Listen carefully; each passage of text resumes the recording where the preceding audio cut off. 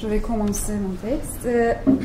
L'esthétique rhapsodique de l'hybridation des formes à l'inversion des valeurs dans tout le siècle.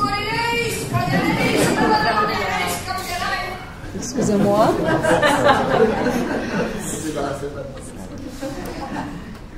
L'esthétique rhapsodique de l'hybridation des formes à l'inversion des valeurs dans tout le ciel au-dessous de la terre, le syndrome de Wendy d'Angélica Lidl. Angélica Lidl, née Angélica González en 1966 en Espagne, est une artiste pluridisciplinaire. La pièce Tout le ciel au-dessous de la terre, écrite en 2013, est fondée sur l'hétérogénéité des formes théâtrales et sur l'interaction des différentes modalités artistiques à partir des composants de plateau. Angélica Lidl appartient à la famille des écrivains de plateau tel que le définit Bruno Tekel. L'écriture de plateau repose sur une contribution active et performative de l'acteur avec des matériaux scéniques. Dans cette communication, nous étudierons les enjeux formels de la pièce en analysant les interactions entre le texte, la scène, la performance de l'actrice. De là, nous verrons comment se déploie une esthétique rhapsodique dans la pièce, ce qui nous permettra d'aborder concrètement les spécificités esthétiques de l'écriture de plateau. Nous terminerons cette étude en expliquant comment cette poétique rhapsodique, dans l'hybridation des formes et des matières scéniques, aboutit à une transgression, inversion des valeurs. Premier volet, enjeu formel, une polyvalence des composantes scéniques. L'écriture de plateau ressemble à un patchwork qui assemble plusieurs morceaux de tissu sur un même vêtement. Cette écriture se caractérise par son hybridité, son hétérogénéité. La pièce de Lidl est une création-installation scénique impliquant un travail à la fois hybride et fragmentaire. Il s'agit d'une représentation rhapsodique telle que l'a théorisée Jean-Pierre Sarrazac en L'avenir du drame 1981, dans lequel l'auteur définit l'écriture de plateau comme une technique basée sur le jeu et les dialogues des arts et des médiums. La rhapsodie au théâtre, c'est la forme la plus libre qui permet de mêler de manière dynamique les différents arts et de les faire s'interpénétrer. C'est l'expression du choix du dramaturge rhapsode qui rassemble à sa guise ce qu'il a préalablement déchiré, fait voler en éclats. Cette liberté repose donc sur la primauté donnée à l'improvisation. Créer, c'est faire entendre et faire voir ce que la performance choisit de montrer et de dire. Cet affranchissement des codes scéniques va de pair avec un affranchissement par rapport au texte préalablement écrit. Et maintenant, analysons de près la structure de la pièce. Tout le ciel au-dessus de la terre est une pièce constituée de fragments divers, presque autonomes les uns par rapport aux autres. Chacun de ces fragments est défini par un titre. Qu'est-ce qui fait l'unité de cette pièce en apparence décousue, déchirée?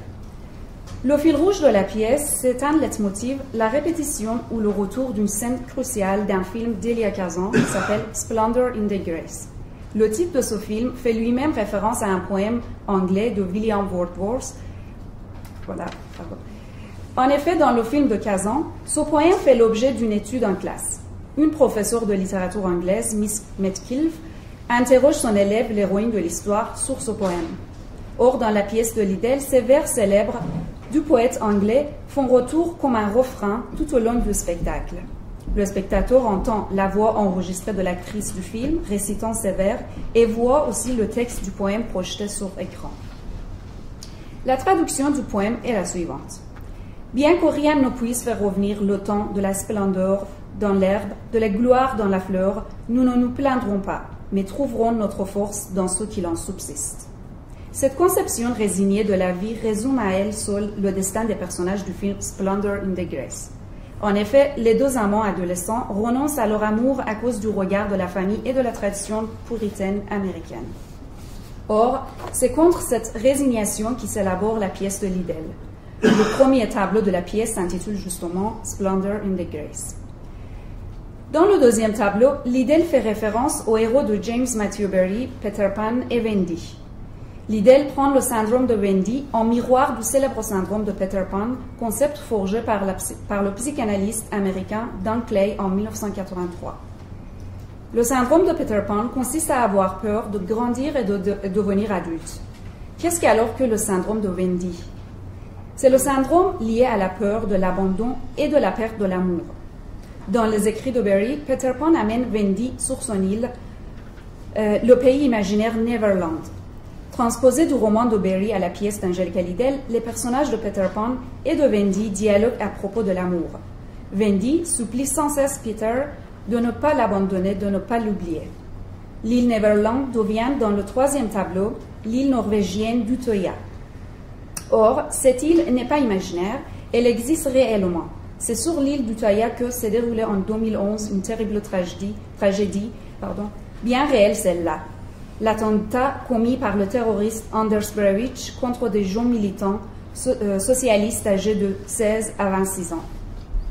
Dans ce tableau, Liddell met en scène un Peter et une Wendy qui partagent leur dégoût à l'égard des adultes.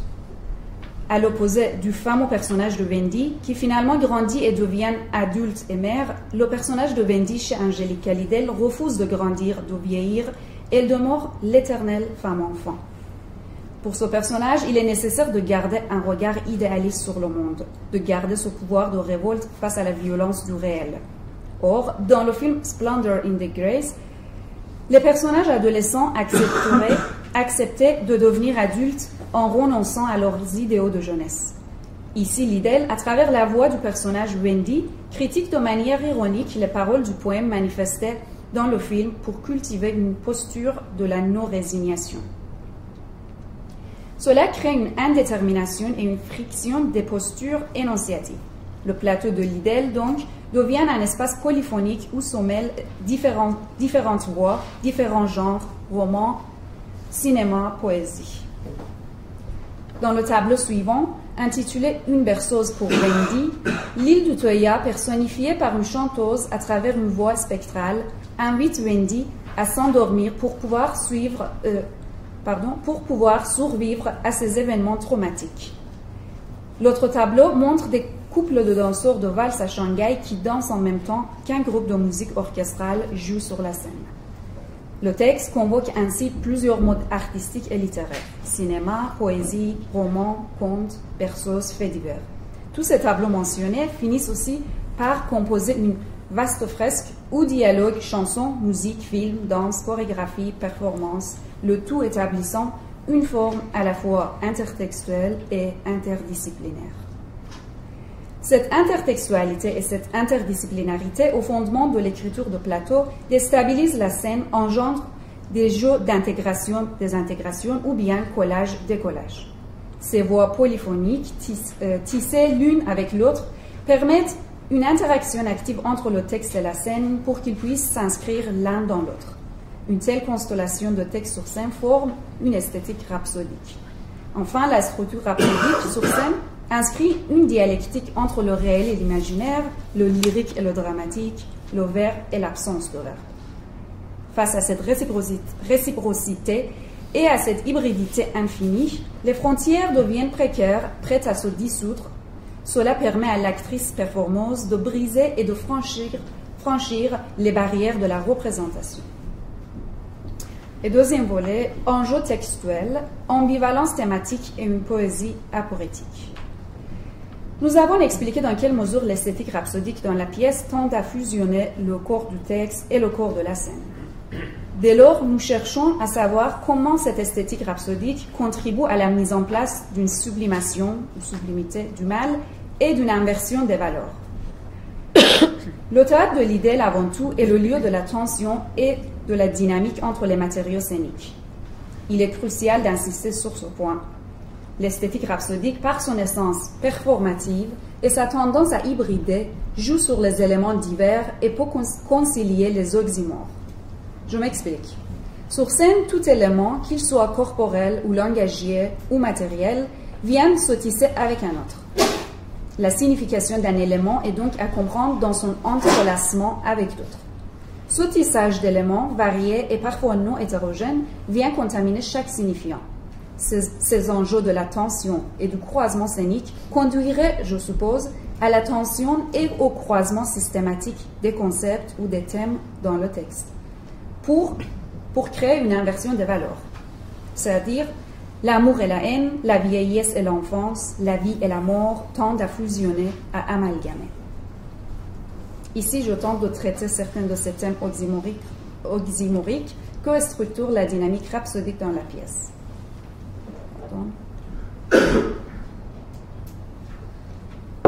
Premier oxymore, amour et haine. Ce qui attire l'attention en lisant la pièce, c'est la tension constante entre amour et haine. Le rapport à la figure de la mère dans cette pièce, comme dans tout le théâtre de l'Idylle, est le rapport le plus ambivalent. Le rejet et le désir de la mère semblent inconciliables. L'amour-haine de la figure maternelle se manifeste comme une tension constante dans la pièce.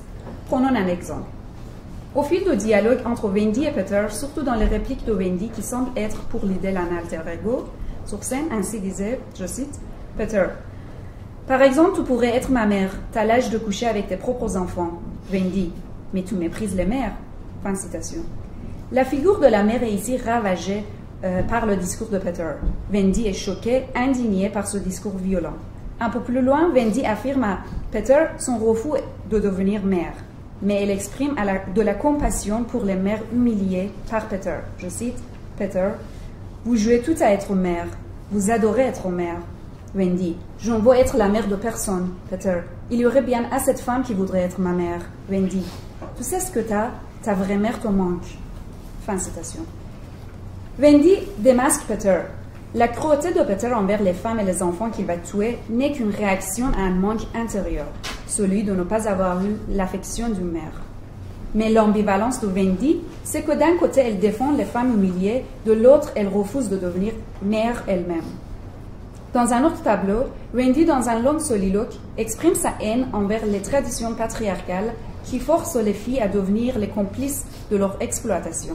Ainsi, Wendy dénonce l'éducation des filles par leur mère, je cite, « Les mères font de leurs filles leurs jumelles nauséabondes, sans même le faire exprès, sans même s'en rendre compte.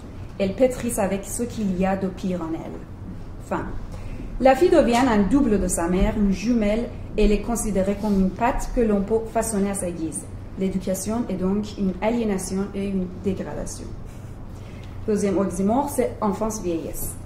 L'image de la vieillesse et de l'enfance est une autre image double chez l'Idylle.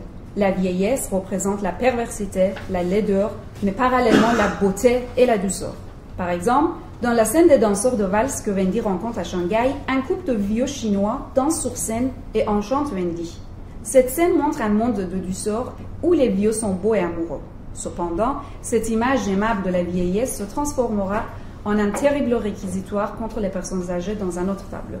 Ici, les vieux pervers sexuels avec lesquels Wendy clavarde sont répugnants et vils. Non pas parce qu'ils sont pervers, mais parce qu'ils sont vieux.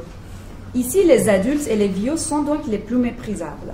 Paradoxalement, ces vieux pervers sont sympathiques car ils sont seuls et abandonnés comme Wendy. Et elle reconnaît en eux un double du fait de leur marginalité. Je cite, « Ils sont aussi seuls que moi, je les préfère sans aucun doute à ceux que je connais. » Fin. Par ailleurs, pour Wendy, les vrais pervers malveillants sont tous qui jouissent de ce que le texte nomme un supplément de dignité, comme les mères. Ce que dénonce la pièce, c'est donc l'hypocrisie sociale. L'Idylle démasque cette mascarade sociale. Je dois un peu sauter de citation. Et les enfants. Pour Wendy, tout ce qui assume des valeurs socialement partagées devient laid, abject et hypocrite.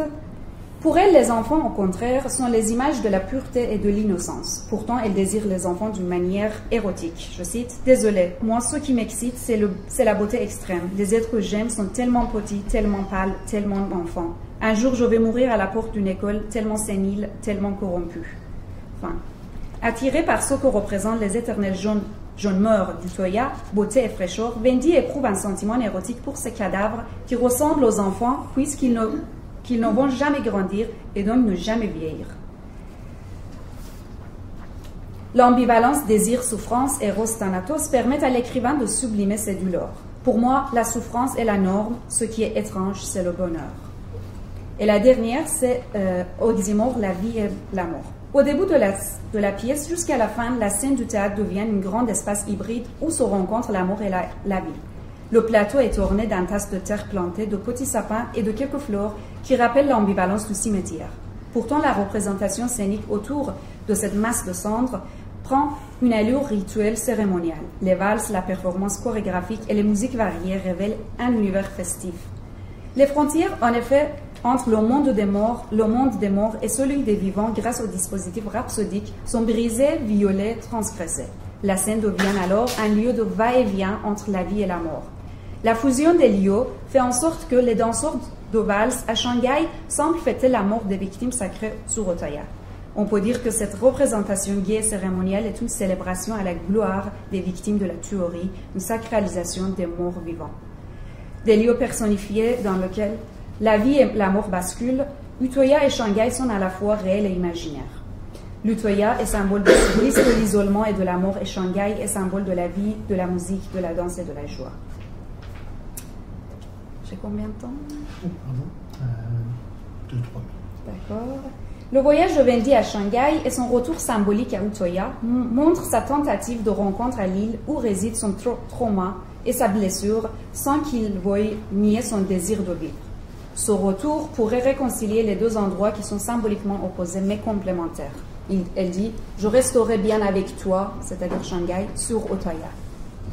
Wendy voudrait conserver Shanghai sur Otoya, qui est considéré comme le lieu sacré des véritables vivants, des cadavres innocents qui ne vieillissent jamais, ce que dit Wendy en évoquant les victimes. Je cite, « Même les cadavres étaient pleins de vie et mon corps vivant était presque mort. Alors le réel et l'illusion s'entremêlent, Shanghai et Utoya s'unissent pour ne devenir qu'un seul espace. » Et je conclus. Le théâtre d'Angelica Lidl est marqué par l'écriture intertextuelle et la pratique interdisciplinaire. L'écriture de plateau, qui compose ici une friction permanente du texte et de la scène, inscrit ainsi la pièce dans une dynamique rhapsodique. L'esthétique rhapsodique est une forme de polyphonie oxymorique par l'interchangeabilité établie entre les différents arts et médiums. Dans tout le ciel au-dessus de la terre, le syndrome de Wendy, le corps du texte, le corps de la scène et le corps de l'actrice performeuse s'associent pour construire un corps du drame qui est hybride, éclaté et monstrueux comme celui d'un mort-vivant.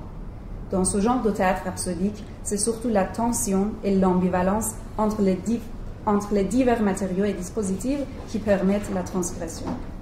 Cette porosité des genres artistiques permet à l'auteur l'abolition des frontières entre les concepts et thèmes opposés pour transformer le contenu, l'objet en sacré et l'horreur en beauté, comme dans une danse sacrée macabre. Merci beaucoup de votre écoute. Merci.